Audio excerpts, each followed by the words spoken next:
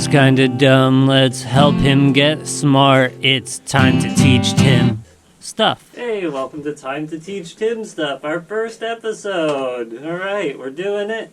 I got Richard Dweck here, and he is going to teach me today about Power Rangers. I'm very excited to have him on. He's the host of a great podcast. What is it, Rich? It's called What the Heck, Richard Dweck? Yes, it is. I love the podcast. You interview, like, local comedians. Yeah, it was interesting because when I started it out in, I guess, 2018, it was just something that I used to, because I'm very opinionated, I guess, so I was like, I'm just going to talk. And it was terribly edited. It was just like, it sounded terrible. But then I started using the mic and it sounded a little bit better. And I was like, okay, I can start interviewing people.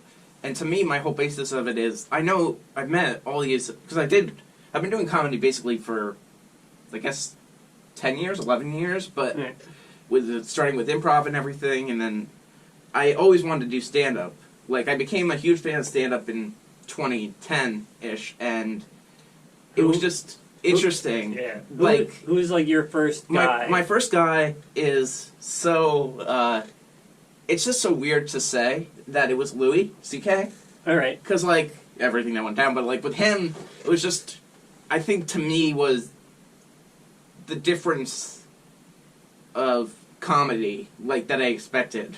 Yeah. Like, with him, when you first see stand-up, I guess, when you're young, you're used to the guys in the suit, and, like, Jerry Seinfeld and that, and, like, for me, it was like, oh, there's this chubby guy in a t-shirt.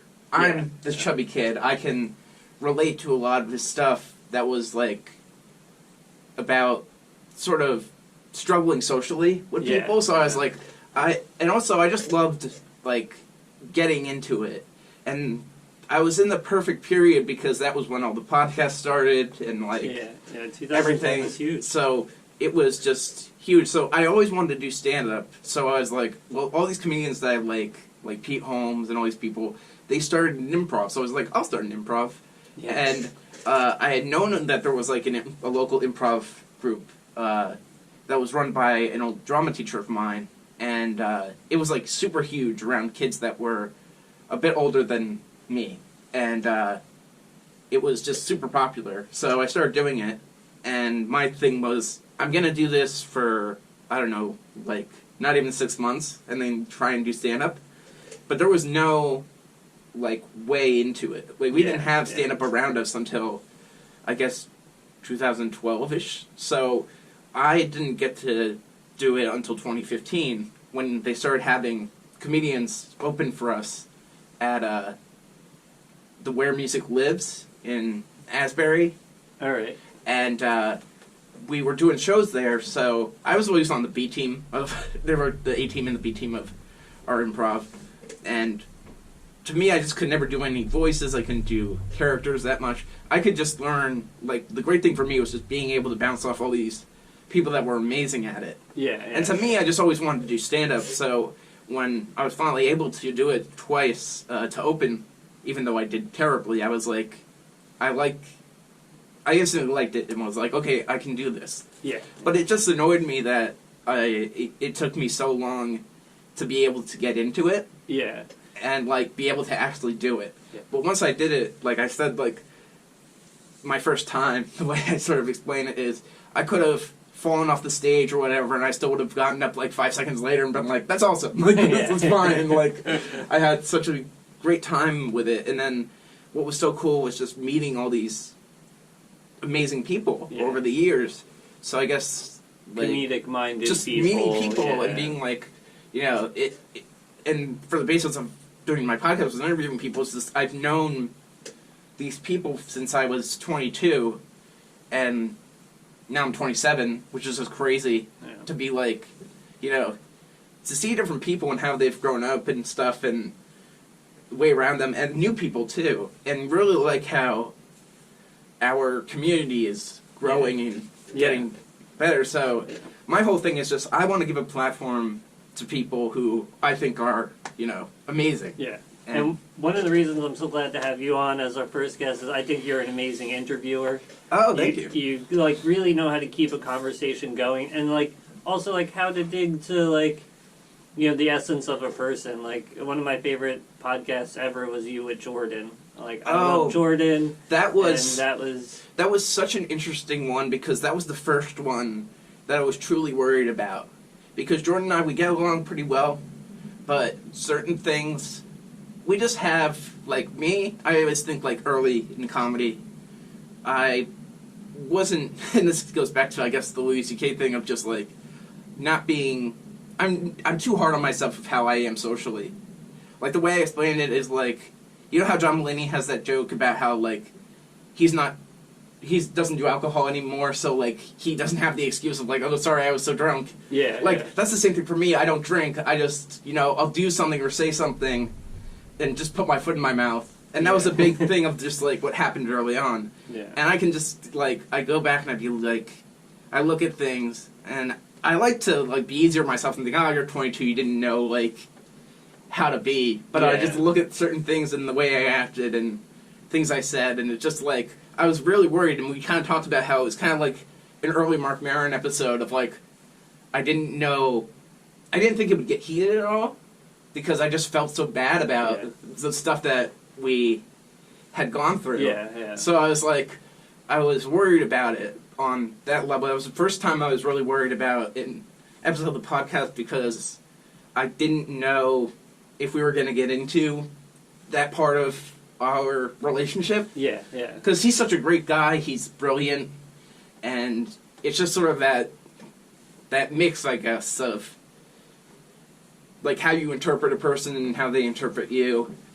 And that's such, like, an interesting thing. Oh, yeah, there's such a big divide always between, like, how I think people see me and then how people actually see. Like, that's one of the big things, like, getting into stand-up. It's, like, how is what I say and how I act going to be perceived? Right. And, like, that was, it's still, like, the biggest struggle to get over that and move on past it. What's different to me is, I think, with comedians in just our, like, the section of entertainment business with comedians is we are way more inept to socially interaction than other people are, like how actors are able to act, and even musicians are, very skilled at socializing. I always feel like with comedians, like, the way that I put it is, I always feel like when we're trying to be, like, responsible and trying to be, like, cordial and business-like, it's like we're infants in suits, like tuxedos. Yeah. Like, we're just, like, we're not equipped to that type of, like, way. So it's weird to, like, try and be, like, that's the thing to me, is, like, try to act like a business person in a world that is not like that at all. Yeah. And it's just, like, constantly, and I think the big thing for me is just, like, I guess controlling your ego, too. Yeah. Because that's a big thing for me, is I'm very, like, I don't like to think that I'm egotistical, but I know I am, so it's, like, there's a lot of pride in it, because when you're funny and you have that trait, it's a trait that you're sort of proud of, that you view it as a skill. Yeah. You view it as something that you can do. Yeah. So when things don't go your way, or you don't get on shows, or you don't get along with people, your thing is, like, your ego, because it's oh yeah, I'm funny. You have to think you're one of the funniest people in the room. Yeah. To have the courage to get on stage, because that's the thing to me. So, like, I just get, like, to me, it's just like I have to deal with the fact that of just controlling my ego and being like, I can't get too offended by what other people think. I can just try and find the people that I get along with to... Yeah, and the people that encourage you also to, like... That was so big for me, like, coming into the scene, like, after I did, like, my first couple sets, I was like, alright, when do people tell me they love me? Like, is it now, or do I have to, like, ask them, hey, do you love me? I think... Do you like me? Please, think I'm funny. Yeah, I think with you, what was so great, and it's just, like, a testament to your personality, too, is you're very well liked because you're very funny, but what's more important, like, is being able to be good to be around. Yeah. People underestimate that a lot, and I underestimated that a lot, is you have to... It's very hard because you don't want to come off as insincere. Yeah. You don't want to come off as you're just doing it to get ahead or get by. You gotta be genuine. Yeah. And that's a big thing for me to learn, was just sort of that with humility is like, you know, for me it was always, you can't do stuff in comedy just to get ahead.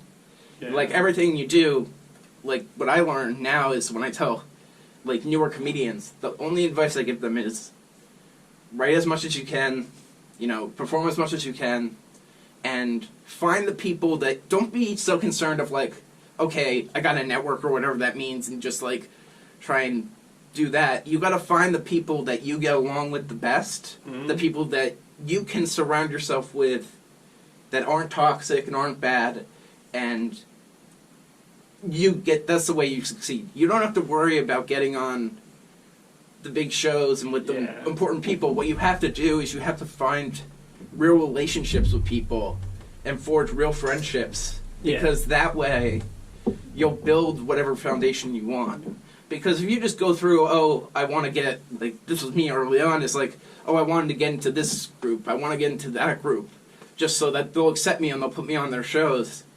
It's like, what are you offering? Yeah. Because for me, that's like the biggest thing, is like, socially, you just have to find who, you just have to be genuine. It's my main point. One of the things that was like really, it made it easy for me to be genuine coming into comedy and the whole scene was I was 34. Right. You know, like I'm kind of done with the trying to impress people. Right, exactly. At this point, I'm just am who I am, and like if you like it, great. If you don't, but like in that, it's also my responsibility to be a decent person. Right. And that's what Mark Henley told me. He was like, so you've been coming around a lot. You're getting better, and you know, like, you didn't do anything stupid and fucked up. So like, that's the big right. thing. Yeah. Like, to me, that was just always a thing that happened, was I would always think that I fucked up, like, socially, and then people would be like, oh, we don't care about that, or oh, people forgot about that and they don't care anymore. And I'd be like, oh, that was such a bad social faux pas that I did. And I shouldn't have done that. Yeah. I shouldn't have, you know, gotten too offended or emotional over something, and it was just always a thing. So it's so weird to, like, look at it in the way that people sort of look at me, because I think, like, why am I so beloved when I've done all this stuff that I think is terrible? Yeah. So it's like, it's a weird thing to be like, to have that sort of, like, approval rating. Yeah. Be like, why do I have such a high approval rating when I've been such a piece of shit to people? One of the things that I have found, like, throughout, like, my life is, like, the things that keep you up at, like, 3 a.m. and you're like, oh, I can't believe I said this and that. People like, don't think about it. Yeah, you're the only one thinking about what you said. Nobody else is like, why did he say that in 8th grade? Like, like, so it's funny that we take, like, responsibility for our actions, but usually only when it's negative. Right. You know, like, I can't think, like, I'm not up at 3 a.m. like, oh, remember when I helped that old lady? That was so great. Right. Like, I can't fall asleep. No, it's like that thing with you. So, to me, it's always been that. And with comedy, I think it's such a weird thing, because you meet people that you know your entire life, and then the thing that annoyed me was, like, the people was, like, when different people, like, just meeting different types of people, too. It's like, when I first started doing comedy, I was like, this is great, I wish I knew these people when I was younger. Like, not even in high school, like, I would have gotten along with these people if we were, like, 5 or 6 years old. Yeah. But then I look at it and I'm like, that's the type of person that would make fun of me in high school. Why are they doing comedy? They shouldn't be doing comedy. They're too attractive. They're too whatever. Yeah. And it's like, you got to learn to coexist with people. And that's the big thing, too, is learning to coexist with people, because that's really the main thing, is you're dealing with people. Like, and that's the big thing with comedy, is dealing with the most fragile people, too. Yeah. So it's a big, like, it's a place of egos and personalities that you just have to get used to. Yeah. I think one of the reasons, too, is because, like, so everyone is literally displaying their art, and their art is themselves. Right. And, like, doing that, or getting prepared to do that, or after you've done that, you're raw. Like, that's, That's all. Everything is exposed. It's like you pull back the skin on your guts, and you're like, look at this. And I think what's interesting about, like, the difference between us and when we started is you started in your 30s, and I started in my 20s, and back then I wish that I had some of the stuff that I had back then, because I was way more opinionated back then. And, like, that was easy for writing jokes and coming up with stuff. Because now I'm way more laid back in life, and it's just, like, it's kind of annoying, because I'm like, why don't I have that edge anymore? Of, like, this annoys me. I want to talk about this. This is, like, you know, a lot of my stuff was, like, very, like, not Mark Norman. Why did I say Mark Norman? Like, Marc Maron-y, like, type of, like, vibe of, like, pissed off about everything. And, like, having a very opinionated view of stuff. And now it's like, you know, part of it is that's good for life to get over stuff and be more calm as a person. But as an artist, that's very hard to be like, okay, how can I explain myself in a way and, like, be able to form, because that's the big thing, is just finding a way to be interesting to people. Because that's the big thing, is finding, because you like to think that there are interesting things about you and things that are. Definitely. You know, so to me, that's the whole thing. And it's funny you say, like, Marc Maron, because, like, his comedy is like his comedy arc is like a perfect example for what life is. Like, in college, you know everything and it pisses you off. And then you get older and you're like, I don't really know that much. And exactly. You know what? I'm kind of apathetic about it.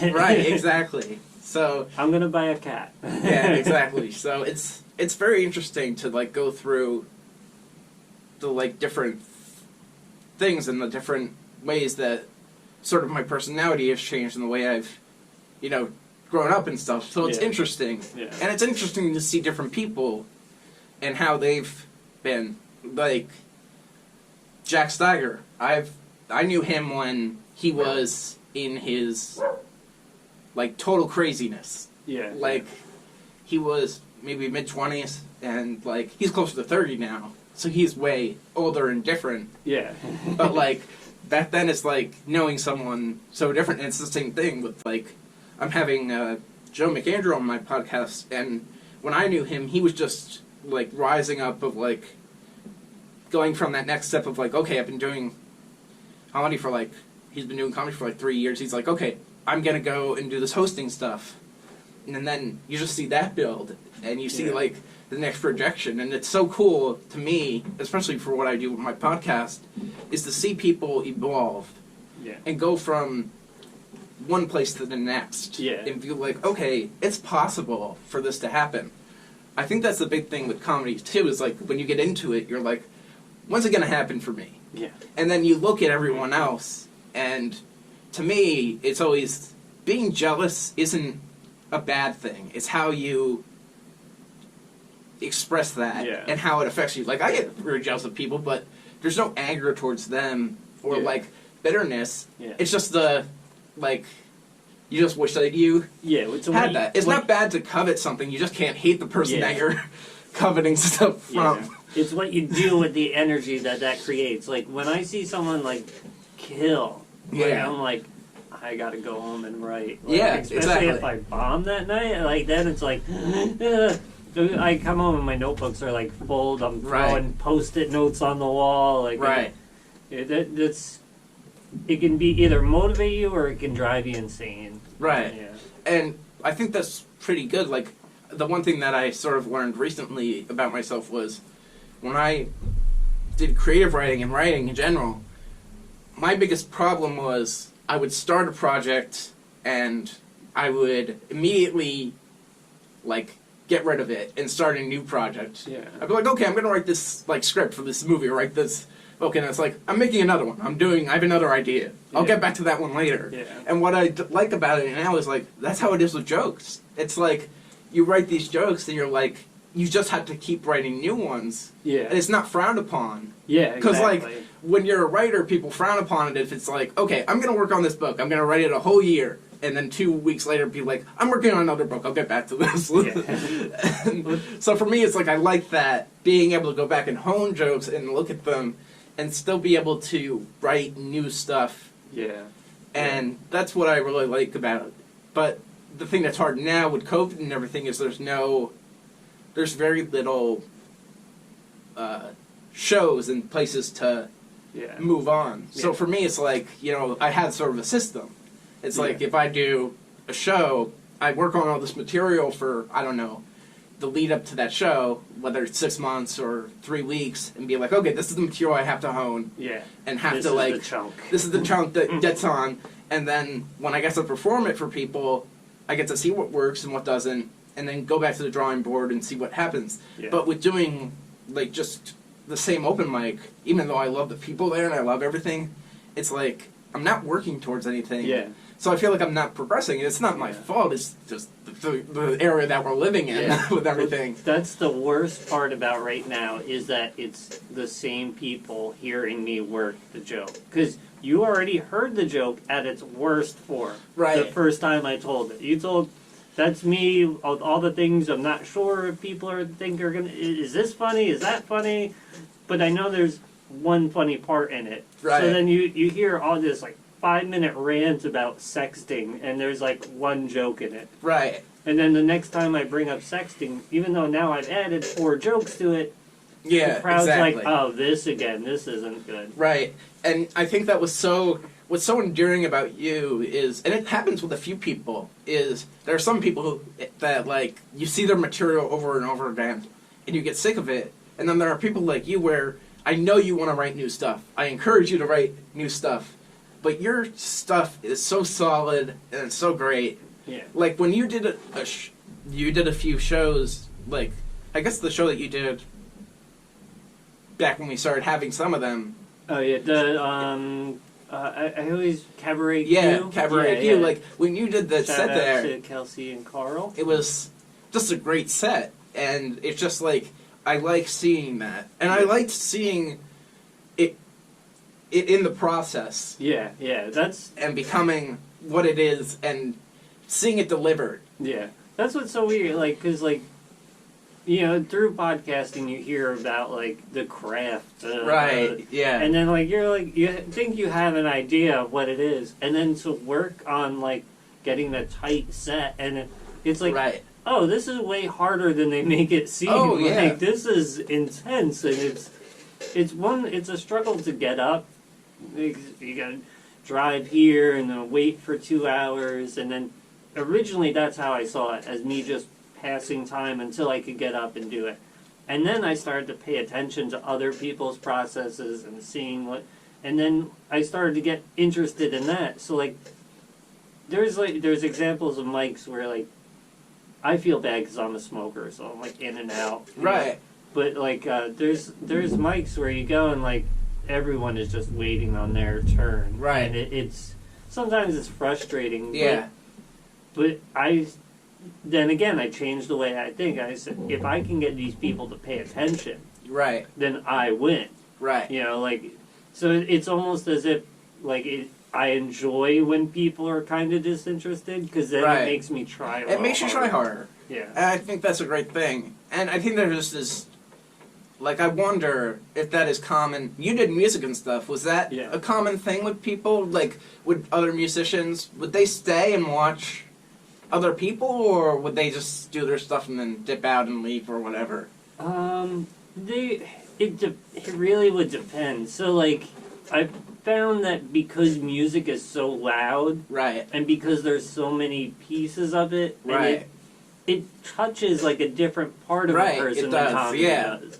So, like, even if you can tell, like, it's like not the best music, like, people will stick around because one, it's just enveloping. Like, it's loud, it's there. It almost numbs your brain. Right. In the same way that comedy does. Like, I feel like a good comic will, like, my brain shuts off when they're in control of my brain. But it's different. So, like, people will stick around, like, because when I was doing, like, solo acoustic stuff, like, it was part, you would learn from people in a way. It's kind of the same way you do in comedy, but, like, it would be more, it's not more learning, like, oh, well, how can I adapt that? It's more, soul learning. Right, Is yeah. it, like, because it's comforting to listen to music. Right. So, like bad comedy is uncomfortable. Bad comedy, yeah. But bad music is still kind of comfortable. And, like, with bad comedy, I feel like I'm getting worse at handling it now, which is not a good thing to be at, because it's a mix of, like, you want the people around you and whatever thing you're doing, I guess. And it's the same thing, like, if you're in a band or something. You want the people that are in that band to be doing well. Yeah. You want the drummer to be like, okay, you gotta be here on time. You can't be late. You can't not practice. Yeah. And, like, with that, even though it's a solo thing, you still, like, to me, it's like, you can't hold everyone accountable to your standards of work. Yeah. Because people just have different lives and different things. So, like, to me, it's like, I can't get so mad about it. And, Yeah. it's just sort of it's a thing of, like, whenever I get angry about, or, like, annoyed at what another person is doing, like, not working hard enough, I say, okay, I gotta focus more on myself. Yeah, because you're seeing, like, that in Yeah, you. it's like, just like, instead of, just focus on yourself, because maybe you're not all that great as you think. Yeah. Like, what do you know? Exactly, yeah. Which, it's tough, because, like, so, like, being in a band, like, when you see, like, somebody, like, who's, like, you know, struggling with a part, or really not, like, putting 100% in, it almost, like, then is, like, an excuse for you to not put 100%. Right, yeah. Like, I feel like in a band, if you have somebody who's a perfectionist and works hard and will call you out on the things you're not doing right, it will help you improve. And that'll make a stronger band, or you'll quit. Like, Right. But with comedy, it's like nobody pushes you but you. Yeah. And you don't have anybody to live up to but you. Yeah. At the end of the day, really. And I think for the most part, some people, like most people, have the same goals, but that's the one thing that also I had to learn was people have different goals and outcomes that they're searching for. Yep. Some people just want to do this just to do it. It's just a hobby for them. Yeah. Other people, they really want to work hard at it and they have a goal to go to a place. Yeah. And you can't judge people for that. You can't judge people for, if they just want to do this for fun and everything, you can't get mad at them for that. Yeah. You have to be like, but to me, I think at least if you're just doing it for fun, there should be you should still care about it. Yeah. Just a little bit. Yeah, exactly. Because it's a performance. Is not fun. Right. Like, yeah. Like, if you want to have fun, kill. Like, right, exactly. Oh, it feels so good. Right. But, so, all right, so we're switch gears a little bit, get onto the Power Rangers. Sure. The Power Rangers are kind of like a band where they're constantly working together. Changing. You know? Yeah. The thing that's just so interesting to me about it, and just, like, wanting to talk about it, is there's a lot of, like, misconceptions of stuff. All right, well, how about this? I'll start with what I know about the you can Power tell me what Rangers. you know. So, kind of came out when I was young. Yeah. I remember going to a friend's birthday party. Like, I had the bed sheets. I had the Power Ranger bed sheets. We went to a friend's birthday party where we saw the Power Ranger movie. That was, like, a big deal. Like, that kid was cool for, like, another 5 years just on that energy. And, I liked the Power Rangers. I never really got into them because I never had the toys. Right. I had knockoff toys from Englishtown. Oh, yeah. And I remember I was like 10 or something. I feel terrible about this, but like my parents bought me this like knockoff Megatron. And then like a week or two later, like I was so mad about having the knockoff, I destroyed it. Oh. And I feel terrible about this. Sorry, Mom. Right. Sorry, Dad. Right. But like, so like what I basically know is the Mighty Morphin Power. Yeah. That's pretty much it. That's my base knowledge. And that's a lot of people, because there have been, you know, it's weird to say, like, they're coming on the 28th season, they're filming it now, and they started in October, and it's just so interesting how it's lasted so long, and part of the reason it's lasted so long is it's touched so many people, and that's the main thing that, like, is so annoying to explain to people about stuff, is, like, one of the major criticisms, especially of that first season, is people mistake what they think is racism for just circumstance and people being not thinking. Because of the colors. Like, because of the colors, yeah. because what a lot of people don't know is, yes, they made the Yellow Ranger Asian, but there was an original actress in the first pilot that was not aired that was Latino. So it was just like a circumstance that happened that it looked bad in context. So it's like they didn't have the plan to make, okay, this black guy's the Black Ranger. It just happened, and then people were like, that's not good, right? Yeah. And they're just these like, they didn't have any concept because it was two forces working together. It was like an American production and also a Japanese production. Yeah. So like they didn't have like the social like construct of knowing like what is right and wrong. Yeah. And that's what happens. It's also, like, what they ensue. So it's like, it's hard. And now what's like so great about it, and just like with everything that I see, it's so, like if you look at Power Rangers now and over the years, it's so diverse. Yeah. It's so diverse just ethnically and everything. And it's just great.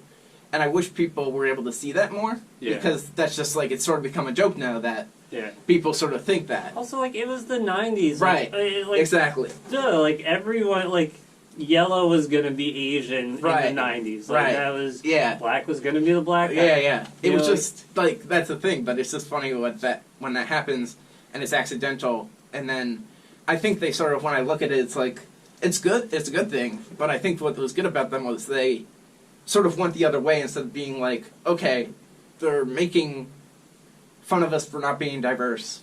Yeah. We're going to build our entire, brand of who we cast, who we have on the show. It's all going to be diverse. Yeah. And also, like, the whole show is about them working together. Right. So, like, like that racist undertone is like, no, that's not the undertone of the show. The undertone of the show is like, come together to defeat evil. Right. Now, one of the things, so I did a little research. Yeah, sure. Let's introduce my friend. This is Jamie here. I'm going to have my little robot helper. One of the things I thought was interesting about this was it started as a comic? Or did the comic come after? The comic came after. That's so weird to me because that's not the normal progression. Right. Of like. Well, I think they had a comic in the 90s when it was hot, and that wasn't really like deep or anything. It was just like, it was a money grab. It was more of a money grab thing. They didn't really pay attention to it. Now the one that they've had since 2016 is really beloved because it has reached the audience that wanted it. All right. Like, the thing that's sort of a mix is the show in its core is to sell toys, so it's for kids. But all the audience is like, we're 20 and 30 years old now. We want it to progress with us. Yeah. We want it to be treated the same way as people treat Marvel. Yeah. So we're like, don't give us just this kiddie crap. Give us something modern that people our age can, look for. We don't need it to be rated R or whatever, but give us a little bit of something that's more deeper and grown up. And that's what's cool with the comics now is they've mastered that now where, okay, this is something that if you're an older person, you can show it to people and be like, this is actually good. Yeah. This is actually something that's like as good as any other comic book or any other type of content out there. Yeah. It's like on par. It's like, okay, this isn't like just kiddie stuff that you have to sort of be like, it's nostalgic for me. You can be like, this is actually good writing. This is actually good, like, art. Yeah. This is actually good, like, animation. But that's so cool to me, because then it's almost as if, like, the fan art of it became right, the art exactly. of it. Yeah.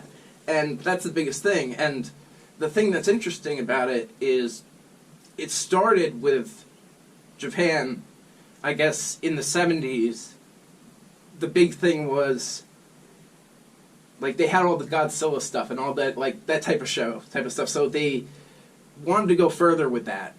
And it was a way to that just was like a perfect mix, because then the whole American thing was just, well, for our TV shows now, with cartoons, the whole thing became, we need to sell toys of this stuff. So they're like, oh, you want to sell toys? We have this whole series from Japan that is perfect for you. Yeah. Well, that's coming off like the Back to the Ninja Turtles success. Right, exactly. Which is funny because they had the opposite arc. Like the Ninja Turtles, the original comic is dark and brooding and gory, and then the TV show's like Cowabunga, dude. Right. Yeah. And that is such a, like, that's also the same thing of like people, and also it's like what people see in it. Yeah. So that's what's so interesting is like the. Like I said, the American series is, 27, 28 seasons. The Japanese one is coming up on their 46th. Oh, because they started in 1975. I didn't know that. So, and their thing is, it's way better of a show because they sort of made it an actual, like, good writing show. Yeah. And some seasons are for an older audience, and some seasons are for a younger audience. Yeah. Whereas with Power Rangers, the show is just all for children. Yeah. So it's like there's no like you watch this show, you're like, this is the same as you watch like the Power Rangers in Japan. You're like, why is this treated the same way as Game of Thrones? And then the other one is not treated that way. Yeah. So it's just interesting to like see and so like in revisiting it in my head and like what I thought like it was trying to teach me was like this might be completely just me reading into it, but it was kind of teaching me that I'm gonna have to fight battles with the same demons in me over and over again, but they're gonna appear to me as new things. Right. So there's like I forget the guy and the girl. Yeah.